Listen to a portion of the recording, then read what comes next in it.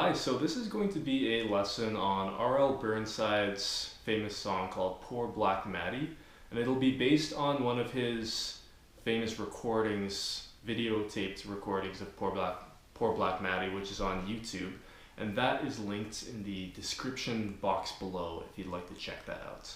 I have done a lesson on Poor Black Mattie a couple years ago, but there were a couple nuances that are missing. And the way that it was taught in that lesson is just a bit too, it's just got a few things that are missing that I wanted to address in a newer video. This is actually, I think, a more accurate way to play it, and is actually an easier way to play it. So with both those things, that's what this lesson will be about. And to get the tuning that he's got in that recording, what you'll want to do is just tune to open G, that's DGDGBD. So that's what you'll tune to, and then you'll just capo up to the first fret from there, so that your strings will be like this.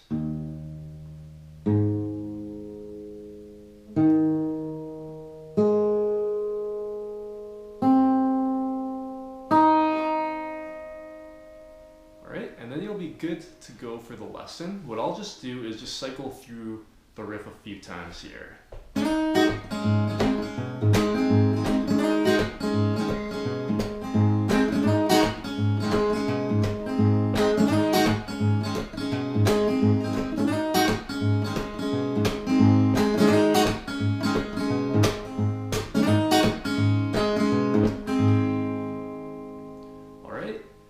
Now, I know there's a lot going on in this song, but it's actually quite a bit easier than you might be led to believe.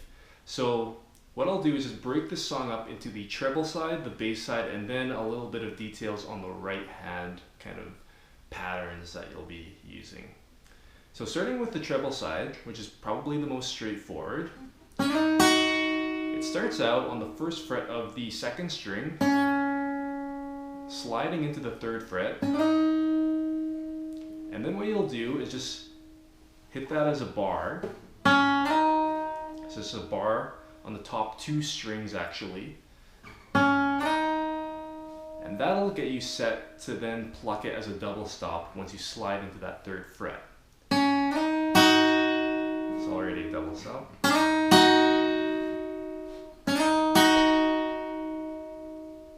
Alright. Then what you'll do is just pluck the first fret of the second string, and you kind of revert away from the bar. Now I know that kind of sounds weird right now, but it'll fit with everything later. So that's the open top string now with the first fret of the second string.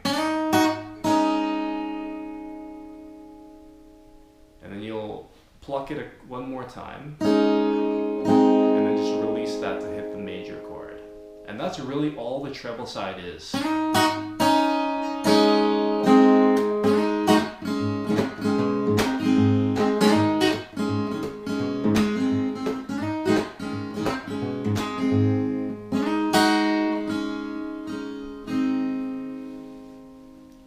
Okay, so that was really easy enough. Now going to the bass side, similarly it's quite straightforward.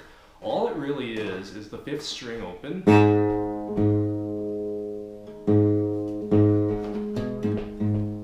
What you'll the only kind of thing that you'll want to do is just kind of get used to this precise sort of pull off. On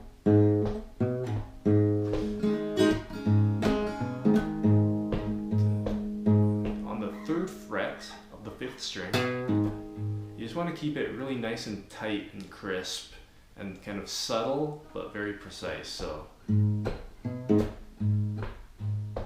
just get used to kind of feeling this beat,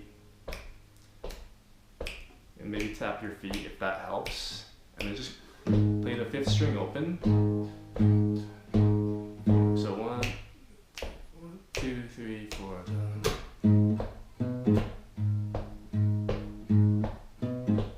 Notice that it's kind of a syncopated pull off on the third fret of that fifth string.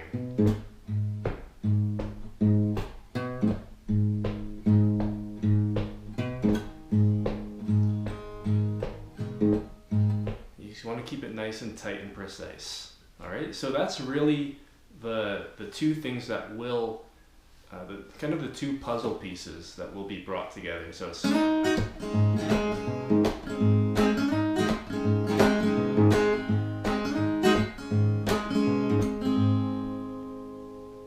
now let's leave out kind of that rhythm for a second, because that'll be dealt with the right hand, which is coming up. Just in terms of the fingering with the left hand, that's... Meanwhile, when you're playing this beginning to the treble side, you're just hitting the 5th string open at that point. And then, of course, you come down to this 1st fret of the 2nd string, if you'll remember, with the top string open, no longer a bar. Bar here, but then no longer a bar. 1st fret of the 2nd, open top. And it's still on the bass side, an open 5th string, but then soon after it moves into that pull-off, that kind of precise pull-off. So, this might be a little bit obvious, but it's only just to say that I would say it's probably best to fret this 1st fret of the 2nd string with your pointer finger, and then do the pull-off with the pull-off on the bass side with your 3rd finger, because you'll be holding those together for a little, there's a bit of an overlap there.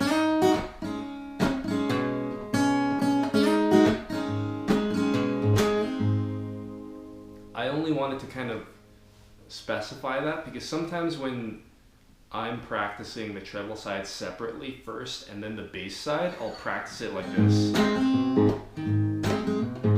I'll get used to kind of doing using a certain fingering, which actually doesn't actually work once I combine the bass side and treble side. Sometimes you realize, oh, you actually needed that finger for something, for a part that you've been leaving out as you've been isolating this one part. So that's just what I wanted to mention there.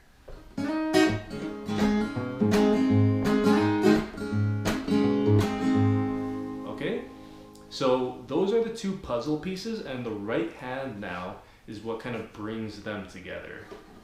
Alright, so what you'll kind of start by doing is going like this, starting that treble line.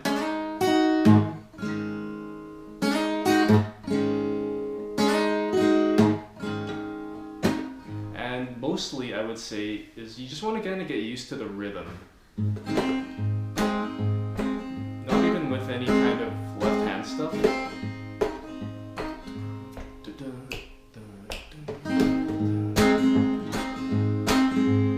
Now, you'll notice in the recording that R.L. Burnside kind of uses his right hand to almost create like a shaker effect.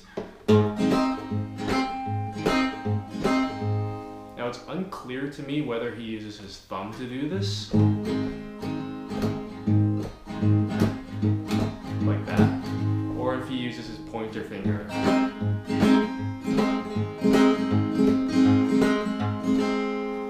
But I'm going to use my pointer finger in this kind of version of the song. So if you just keep that in mind, that there could be a couple different possibilities that could help. So I'll just start by going pointer finger, playing this treble line. And on the bass side with your thumb, you'll be playing the bass line 5th string open. So that's all with the pointer finger, and then 5th string open, and then you go into this 1st fret of the 2nd string, 1st string open, and you can also hit any of the other strings open. Alright, so, and then with the pointer finger now, you can kind of go up, down, up, just keep it loose, and you can almost slap the strings on the way down with the nail of your pointer finger.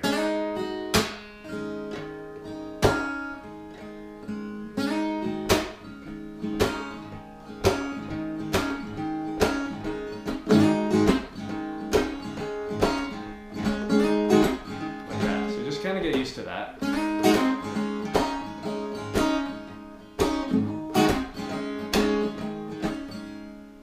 And now you just really add in the bass note, except keeping in mind the rhythm. You'll be emphasizing beats 2 and 4 on the bass side more so than 1 and 3. That creates the whole kind of rhythmic kind of propulsion of it.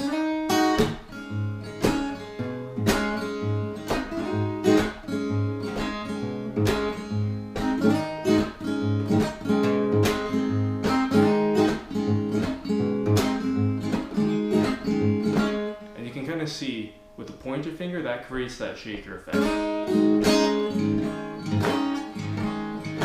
that. With the nail again. Alright, now just getting into it a little bit more and further into the lick. That's about as far as we've gotten, although I know we've kind of taken a couple tangents. Then what you'll do is make sure to now combine that pull-off, that precise pull-off, combining that with the treble side.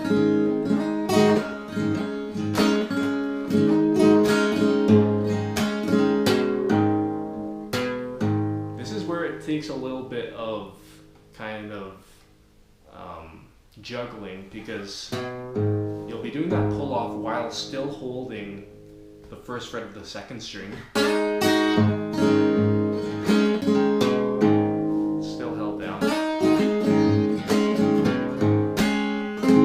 And then you release the first fret of the second. So you gotta get used to the sort of finger manipulation there.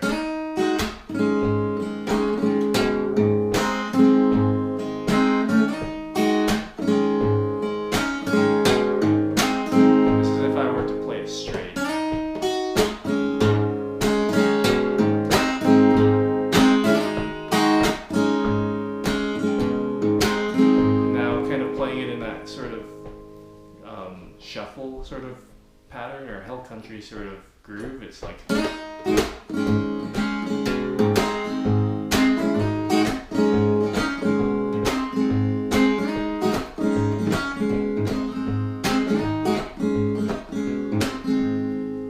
so you can see, especially once you kind of practice this a bit more, get more used to the treble side, get more used to the bass side, and get more used to combining them all together. And once you can kind of pull yourself away from the minutiae of it and start to get your fingers used to it and get comfortable with the cycle as a whole, you can kind of realize that it's actually really quite simple in like a beautiful way.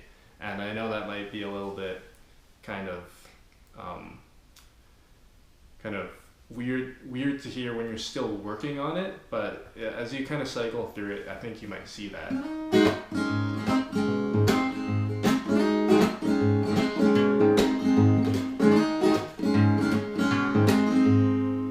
And I should just mention that this is, by the way, the end of the lesson, but I'll also just mention that you'll notice that R.L. Burnside, when he plays this pattern on the guitar, he goes really almost right where the neck, kind of the fretboard ends. That's where he kind of plucks, and I think that does help because that's where like the action will be nice and low, and when you do these sort of sweeping percussive things with your finger, you don't get your finger caught inside the strings, because it's almost like the fretboard being there makes it so that the action is artificially low.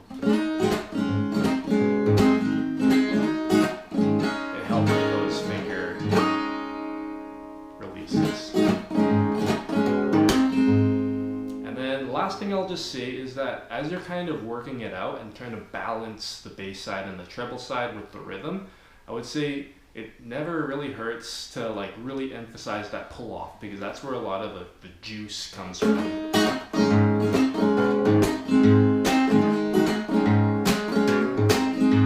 So trying to like kind of emphasize that.